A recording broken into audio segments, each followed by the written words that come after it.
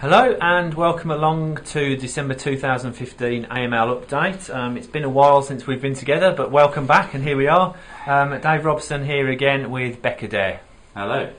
Okay, without further ado, we've got quite a lot to talk about today, so thank you for your time again, Pekka, and I think we'll kick off with an update on 4MLD if we can, please.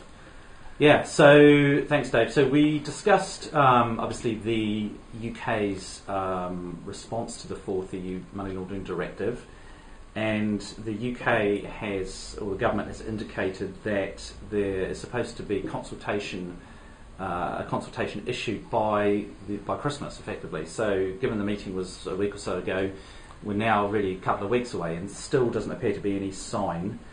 Nothing from HM Treasury in the UK. So there are still a lot of questions out there. For example, particular around this concept of a ultimate beneficial owner registry in relation to trusts, which is obviously very controversial, and there doesn't seem to be much clarity on that. One member did mention that the Companies House in the UK are doing a series of meetings and having forums about the changes to companies law in the UK. In particular, things like the registry of beneficial ownership, and the concept of company registration apparently has been pushed back in the UK until April 2016. So we're obviously keeping a watching brief. But the short message is there seems to be a bit of a deafening silence in terms of the consultation that's going to come out on how the UK legislation is going to adapt the European Union directive, Dave.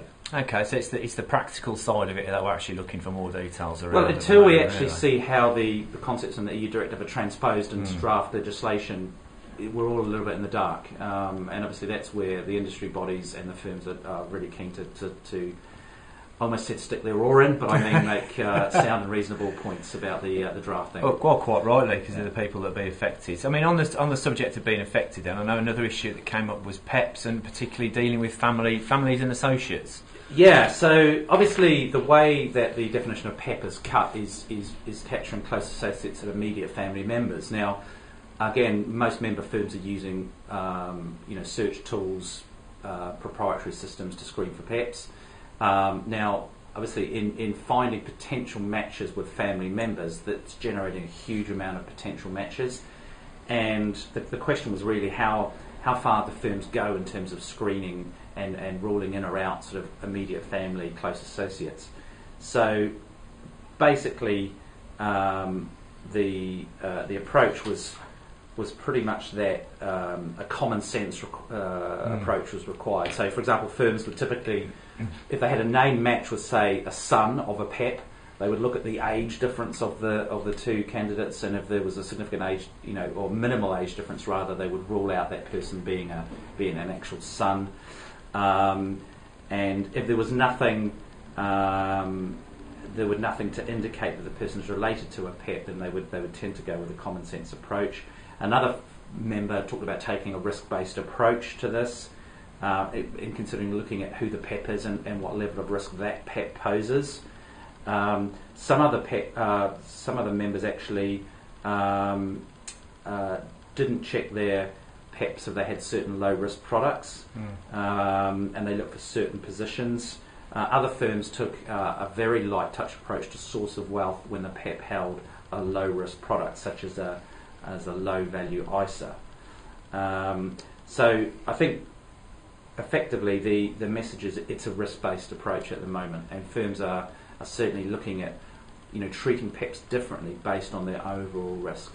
So in the background is the requirements that you need to adhere to, but clearly within your own firm you've got your own risk appetite, your own approach to your customer risk, your own review of your products. So interesting approaches that people are taking on that.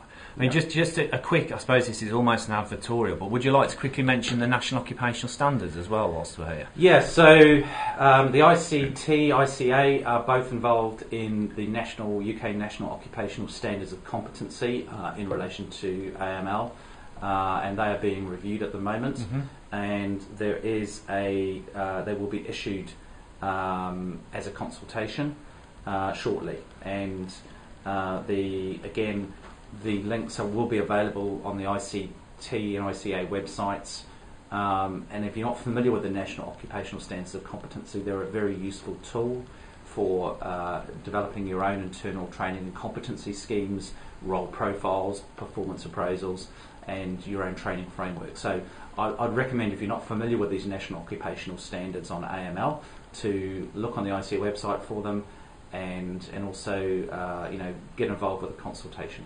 Yeah, that's a good chance, as you say. It's a good chance to get involved, particularly around upskilling yourself and your team, and ideally where you should be in managing your AML risk. I mean, again, coming back to the theme of managing AML risk, another point then was triggers around refreshing your KYC information. So perhaps we could just talk very briefly about that as well. Yeah, so the question was, does anyone actually refresh their ID&V evidence from on new business that comes in from an existing customer? So you may have had a customer for X number of years, they apply for another product. The question is, do we actually go back and revisit the ID&V? Now, again, I think legally most members agreed that there's no requirement. For example, once you take a valid passport off a client and it's in date, at that time, there's no need to actually technically go back and regather that personal identification documentary evidence. However, quite a few firms have taken the decision to actually refresh the ID&V as well at a trigger event, and generally that would be Experian or Equifax, an electronic ID&V, rather than taking documents. But if it fails the electronic checking, then original documents would be the original documents that were obtained whenever 3, 4 years ago, 5 years ago, will be checked and a decision made as to the reason for the failure. And if the view is that there is actually some remediation work needs to be done, then there may be a light touch remediation undertaken. For example, requesting a solicitor's letter if someone is moving house, for example, and they aren't able to provide a utility bill. There's basically the money laundering regulations don't require full ID&V for new products for existing customers. It's more of an operational requirement, and I think that's more the angle firms were taking this approach. So again, there is a mixed approach in the industry, I think, is the message. And again, around tied into risk, I guess, as well, and around really see the risk of these customers themselves. So. Well, I think also, Dave, it's a case of making these decisions not just based purely on AML law or regulation. There's actually some wider operational and maybe fraud prevention considerations here as well. Right. And some firms have taken the view they wish to keep it simple for staff. Other firms, however, say, look, legally, we're not required to do this, so we're not going to. So I think it's it comes down to risk. That's an interesting one, isn't it, then? Okay, I think we'll finish off, if we can then, just on a quick word on overseas branches of UK firms. I know this is something that, overseas branches of different firms or within the same group is something that comes up over correspondent banking, but just in terms of level of oversight of AML risk then, what was the sort of view on the overseas branches of UK firms? Yeah, so the question was, really what oversight do members give to non-UK branches as opposed to subsidiaries, and whether they require compliance with UK standards, whether there was a difference between EU and non-EU, and what happens when we have a conflict with local legislation. So I think it's probably fair to say that most members have a global sort of policy, and they go out and they do quality audit visits, as the UK regulator would typically regard the breach of a branch as a breach that was actually part of the UK entity. Do you see what I mean? And effectively any conflicts with local legislation would be dealt with on a sort of exception basis, a case by case basis. Again, similar approach from another member, global policy. Branches have local policies, but they are subject to oversight and quality audit. Again, another firm talked about having branches and subsidiaries, but they have a group global policy, again, overarches everything, and they then review local legislative requirements, for example, Monetary Authority of Singapore, HKMA.